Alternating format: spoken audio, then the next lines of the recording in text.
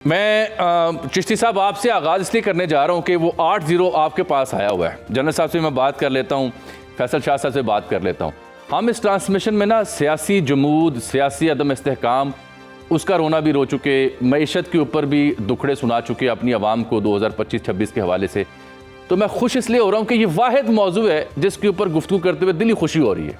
तो 2025 की अगर सबसे सेलिएंट फीचर हमने निकालनी हो, व्हाट वाज दैट मोमेंट जिसने पाकिस्तान की पहचान ही जुदा कर दी, अलग कर दी, मुनफरिद कर दी, तो वो क्या होगी?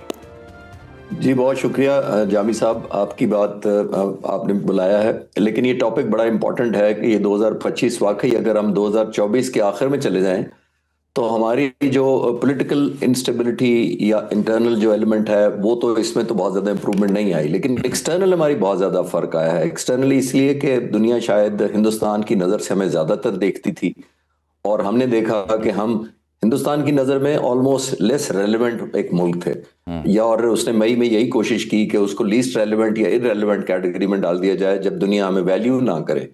तो ये जो ट्रांसफॉर्मेशन हुई है मेरी नज़र में ये मई के कॉन्फ्लिक्ट में ही हुई है और ये बहुत बड़ा एक सरप्राइज, अनप्रेजेंट ऑब्वियसली दुनिया के लिए, हिंदुस्तान के लिए तो हो सकता है हो, लेकिन हमारे लिए बहुत प्लेजेंट था इस वजह से कि जो हमारी रिजॉल्व हमने देखा, खास तौर पर जो मुसल्लफ अफवाज ने और जो पाक फ़ज़ाइया ने 6 और 7 की दरमियानी रात को और फिर 10 मई को जो परफॉर्मेंस की, वो हमने बाय कंपल्शन की है। ये भी नहीं कि हम उसको उस सेंस में ऑफेंस लॉन्च करने का हमें बड़ा शौक था, लेकिन डिफेंस में किए।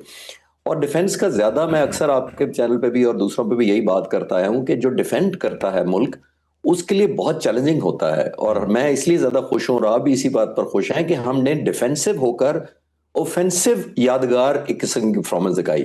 ये आमतौर पर हम फाइटर पायलट्स को नहीं सिखाया जाता कि जब डिफेंसिव मिशन हम उड़ते हैं तो डिफेंसिव ही उड़ते हैं। अच्छा। ऑफेंसिव होते हैं तो वो जाहिर है माइंडसेट ऑफेंसिव होता है, तो आपने उस हिसाब से अपने आप को एक तैयारी भी करनी होती है और ऑब्वियसली अपनी स्ट्रैटेजी या फोर्स गोल या मिशन ऑब्जेक्टिव भी उसी तरह ड्रॉ करने होते हैं। ये 6 और 7 की दरमियानी रात का इसलिए यादगार रहेगा कि ये पाकिस्तान और पाक फिजाइया की हिस्ट्री में एक यूनिक मिशन था जिसमें ये जहाज जो 42 हमारी तरफ से टेक ऑफ किए थे वो एक डिफेंसिव ऑपरेशंस के लिए टेक ऑफ किए थे, जिसका मतलब ये है कि हमने देखा 85 के करीब जहाज आ रहे हैं, हमारी सरहदों की तरफ बढ़ रहे हैं। रात को 12:30 बजे के करीब वेपन कौन से लगे हैं हमें नहीं पता था। हमें ये नहीं पता था वो मुल्क के अंदर पेनिट्रेट करेंगे या नहीं करेंगे या अंदर ही बॉर्डर के रहेंगे।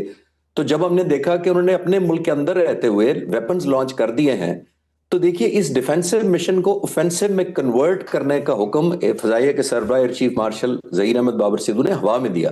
अच्छा। और उन्होंने फिर उनको कहा, मुझे बाद में भी कंफर्म हुआ कि उन्होंने कहा कि इसको चेज करो इन जहाजों को, चाहे आपको वायलेट करना पड़े बॉर्डर, जो इंटरनेशनल बॉर्डर है। तो ये रिजॉल्व भी हमने देखा, रिजल्ट भी देखा, और ट्रंप की जो आपने बात कही कि वो 60-63 दफा याद करा चुके हैं, ब्रांड न्यू ब्यूटीफुल एयरक्राफ्ट तक वो आ चुके हैं। और उसके बावजूद देखिए हमें वैल्यू एक और वजह से मिलती जा रही है। वो इसलिए मिलती जा रही है कि हिंदुस्तान डिनायल मोड में है। जी। आप जैसे तमाम मीडिया और जर्नलिस्ट और प्रिंट और सब लोग खामोश हो चुके होते हैं अगर हिंदुस्तान अगर एक, इसको मैं कहता होता हूँ, ग्रेसफुल एग्जिट स्ट्रैटेजी प्लान कर लेता। मैं as a student of strategy पिछले 6 महीने से कह रहा हूं कि अगर हिंदुस्तान का नुकसान हो गया है तो उनको एक ग्रेसफुल एग्जिट करना चाहिए। और मैं ये भी बताता आया हूं सारे फाइटर पायलट्स को, क्योंकि इसमें इंडियन एयरफोर्स इन्वॉल्व थी और मैं एक काउंटर एयरफोर्स की तरफ से, एक रिटायर्ड ऑफिसर की तरफ से मैंने सजेस्ट किया था उनको, हम सारे फाइटर पायलट्स को एक लास्ट डिच मनूवर जरूर सिखाया जाता है, जिसका मतलब होता है लाइफ सेविंग मनूवर जो होता है। अगर हम फंस जाए, ट्रैप अगर बिल्कुल मुश्किल में फंस जाए, तो हमने वो लास्ट मनूवर करना होता है। यार जहाज का होता है और कॉम्बैट के टैक्टिक्स के हिसाब से होता है। तो मैंने आज नहीं कह रहा, मैं जून जुलाई अगस्त के में कनाडा अमेरिका गया था कुछ लेक्चर्स और कुछ मीडिया टॉक्स के लिए, और वहां एक इंडियन जर्नलिस्ट थे, सिख ओरिजिन के, वो नेशनल तो थे कैनेडियन। उन्होंने मेरे से उस वक्त पूछा था जुलाई में, आप विजुलाइज करें, उन्होंने कहा आप पाकिस्तान के इस हमले के बाद हिंदुस्तान आप समझते हैं जो कुछ हुआ, तो इंडियन एयरफोर्स को आप क्या मशवरा देंगे एज अ काउंटर, आप दुश्मन मुल्क से ताल्लुक है आपका। तो मैंने उस वक्त कहा था 6 महीने पहले कि हिंदुस्तान की एयरफोर्स को एक ग्रेसफुल एग्जिट या लास्ट डिच मनूवर प्लान कर लेना चाहिए, निकल जाना चाहिए सिचुएशन से। क्योंकि वो नहीं निकले, क्योंकि वो डिनाई करते रहे, क्योंकि बिल्कुल ठीक है। अब ये बड़ी दिलचस्प गुफ्तगू है। चिश्ती साहब, मैं जरा आपकी तवज्जो भी चाह रहा हूँ। ये जैसे शाह साहब भी कह रहे हैं कि हमारी एयरफोर्स और नेवी और INS विक्रांत को मूव नहीं करने दिया गया। क्या हम रेडी थे अगर उनकी नेवी इतने बड़े बहरी बेड़े के साथ, साजो सामान के साथ अगर करीब आ जाती, तो हमारे पास कैपेसिटी थी टू डील विद देम, एक। और दूसरा, ये जो नोशन थी ये दोबारा ताज़ा दम हुई कि ये मशीन नहीं बल्कि जो मशीन उड़ाने वाला शख्स है उस पर डिपेंड करता है, क्योंकि उनके पास तो राफेल थे जदीद तरीन। तो इस दोनों मामला पर जरा रोशनी डालिएगा। जी जावी साहब, शाह साहब बिल्कुल ठीक कह रहे हैं कि पाक बहरिया स्टैंड लोन भी बिल्कुल तैयार थी टेक ऑन करने के लिए, हाईएस्ट रेडीनेस पर थी, इसमें कोई शक नहीं है। इसकी कैपेसिटी भी बहुत अल्हम्दुलिल्लाह है, लेकिन हिम्मत ही नहीं हुई। जितनी आपकी रेडीनेस ज्यादा होती है और जितनी अश्योर्ड रेडीनेस होती है, दुश्मन उतना ही डरता है, क्योंकि उसको कीमत का पता होता है। ठीक। पाक फिजाइया, इसमें कोई शक नहीं है, मैं पहले भी कहा था कि पाक फिजाइया ने पाक बहरिया को अश्योर कराया हुआ था कि apart from their own resources और कैपेबिलिटी रिजॉल्व, पाक फिजाइया खुद तैयार थी, अगर विक्रांत लाया जाता हमारी रेंज के अंदर तो पहले नॉकआउट करती। जिसका मतलब ये है, और ये मैसेज उनको कन्वे कर दिया गया था हमारी तरफ से नहीं, वैसे भी उनको हमारी इंटेंशन, रेडीनेस, हमारा स्क्वाड्रन एक तैयार था, एंटी विक्रांत समझ लें, जैसे एंटी राफेल तैयार था एक स्क्वाड्रन हमारा, एंटी विक्रांत भी तैयार था। तो जितना रिजॉल्व कंफर्म होता है, पायलट्स उतने डिटर्मिन्ड होते हैं। और आपने देखा जिस तरह S-400 को मारा गया था, वो पीस टाइम में प्रैक्टिस करनी होती है।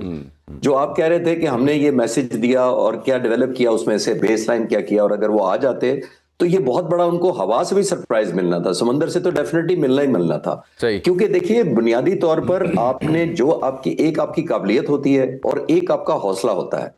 अरब मुल्कों पर अभी आपने देखा, जो कतर पर हुआ, दूसरे में, तो काबिलियत में तो किसी में कमी नहीं थी।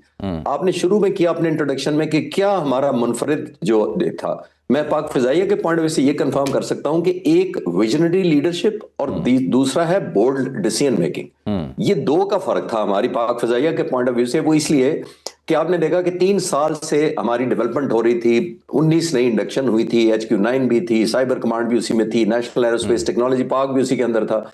ये तो थी विजन जिसके अंदर, और सबसे ज्यादा फोकस हमने ड्रोन्स और अनमैन्ड एरियल व्हीकल पर, लॉइटरिंग मनीशर पर और किलर ड्रोन्स पर किया था। और उसने देखा आपने कि 10 तारीख को जो हमने टनेज फेंकी है, और जो मैं कई दफा कह चुका हूं, क्योंकि आप साल का एंड कर रहे हो, आप चाहेंगे कि दोबारा रिपीट ना किया जाए, लेकिन मैं कंक्लूजन में कहना चाहूंगा कि 65 जंग की पूरी टनेज से ज्यादा 5 घंटे में फेंकी गई थी, और उसमें से 50% अनमैन्ड ड्रोन और किलर ड्राइटिंग मिशन ने किया था। जिसका मतलब है, ये विजन होती है कि हमने मैन्ड एयरक्राफ्ट पर लोड कम किया, रिस्क कम किया, उतनी पेनिट्रेशन ज्यादा की, उतने ऑब्जर्वेबल भी नहीं रहे, और उतना ही मुश्किल हुआ दुश्मन को मारना, क्योंकि दिल्ली तरफ अगर आपके ड्रोन फिर रहे हैं और आप मार नहीं पा रहा हिंदुस्तान, तो और हमें क्या चाहिए फिर। तो ये एक खौफ था जिसने हमने इनसिक्योरिटी पैदा किया, और जाहिर है अल्हम्दुलिल्लाह उसी ने सारा डिसाइसिव रोल प्ले किया।